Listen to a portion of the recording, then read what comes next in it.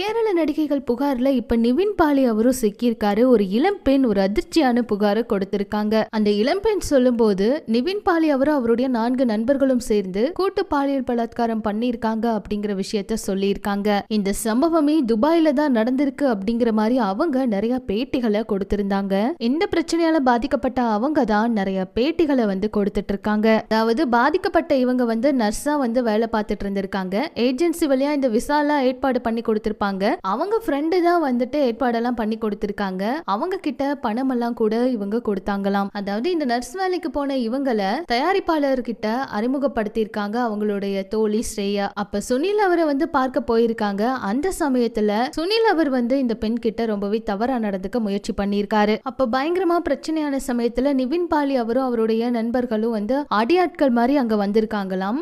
நாங்க அடைச்சு வச்சு போதை மருந்தெல்லாம் கொடுத்து நாசம் பண்ணாங்க அப்படிங்கிற மாதிரி அவங்க சொல்லியிருக்காங்க. நிறைய முறை என்ன அந்த வீடியோவை எடுத்து வச்சு நான் சமூக வலைதளத்துல பதிவிடுவேன், காரை வச்சு இடிச்சு கொலை பண்ணுவேன், பாம்பை வச்சு கடிக்க விட்டுருவேன், இப்படி எல்லாம் மிரட்டுனாங்க. எனக்கு இவ்வளவு தொல்லைகள் இருந்ததுனாலதான் பொறுத்து பார்த்தேன், இப்பதான் நான் புகார் கொடுத்தேன்னு அவங்க சொல்லியிருக்காங்க. அது மட்டும் இல்லாம நிவின் பாலி அவருடைய ரசிகர்கள் வச்சு என்னோட வீட்டை தாக்கி என் குடும்பத்தை ஒண்ணும் இல்லாம ஆக்க போறாங்க இப்படிங்கிற மிரட்டல் எல்லாம் கூட வந்துச்சுன்னு சொல்லியிருக்காங்க. இவங்க இப்படி சொல்லியிருக்காங்க. ஆனா நிவின் பாலி அவரு எனக்கு அவங்க யாருன்னே தெரியாது, நான் பேசினது கூட இல்ல அப்படின்னு சொல்லியிருக்காரு. தேவையில்லாம பொய் சொல்றாங்க, என் குடும்பம் தான் இதனால பாதிக்கப்படும் அப்படின்னு சொல்லியிருக்காங்க. ஆனா இந்த வழக்குல இவருடைய பெயரும் இடம்பெற்றிருக்க 6வது குற்றவாளியா சேர்த்திருக்காங்க. ஆக மொத்தத்துல விசாரணை முடிஞ்சதுக்கு அப்புறம் தான் எது உண்மைன்னு தெரிய வருங்க.